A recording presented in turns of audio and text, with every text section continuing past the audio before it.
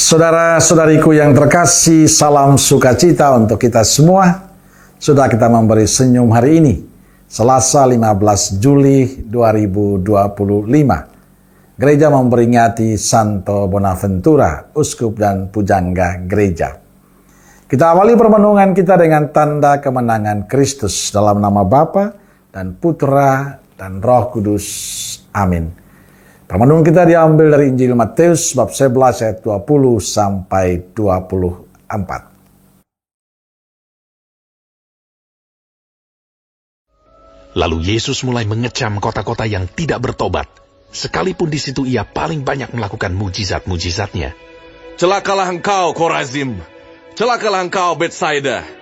Karena jika di Tirus dan di Sidon terjadi mujizat-mujizat yang telah terjadi di tengah-tengah kamu, sudah lama mereka bertobat dan berkabung.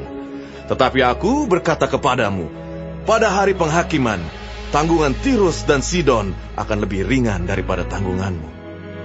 Dan engkau, Kapernaum, apakah engkau akan dinaikkan sampai ke langit?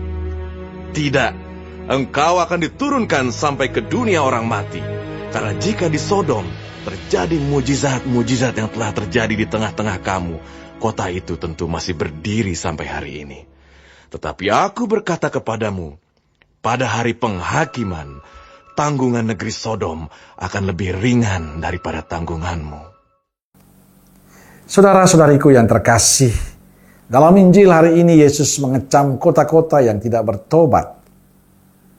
Walaupun di sana ia melakukan banyak mujizat, banyak kebaikan, tapi mereka tidak bertobat. Yesus mengatakan, celakalah engkau Korazim, celakalah engkau Betsaida.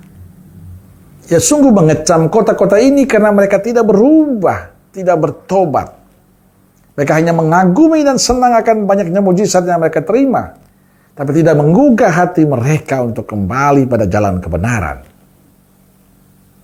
Saudara-saudariku terkasih, ini bukan hanya terjadi pada kota-kota yang disebut dalam Injil, tapi juga dalam kehidupan beriman kita. Banyak mujizat, banyak kebaikan, banyak berkat yang kita terima dari Tuhan. Tapi hidup kita juga tidak pernah menjadi hidup yang lebih baik. Kita sering merayakan Ekaristi, novena, persekutuan doa, dan masih banyak lagi kegiatan rohani lainnya. Pertanyaan untuk kita, sudahkah semua kegiatan rohani itu merubah hidup kita menjadi lebih baik dan benar? Sudahkah semua kegiatan rohani itu membuat kita semakin mencintai dan mengandalkan Yesus, satu-satunya andalan hidup kita?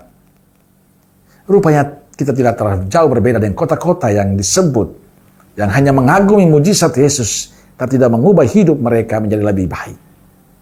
Maka kecaman Yesus pada kota-kota yang tidak bertobat adalah kecaman Yesus untuk kita hari ini.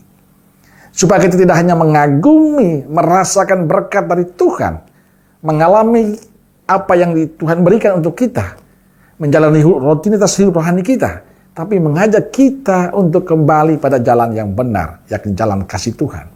Mengajak kita untuk rubah hidup kita menjadi hidup yang lebih baik.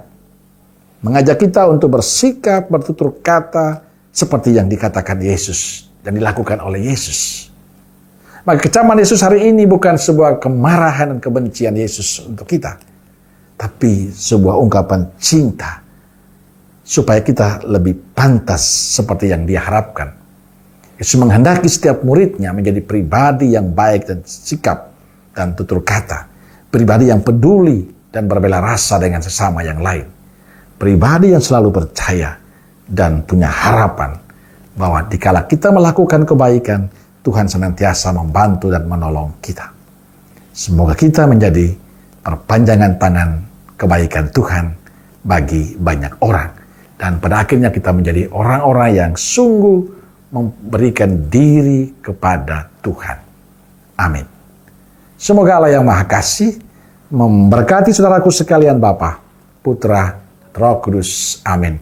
Roh Kudus Nazaret, doakanlah kami. Amin. Berkah dalam.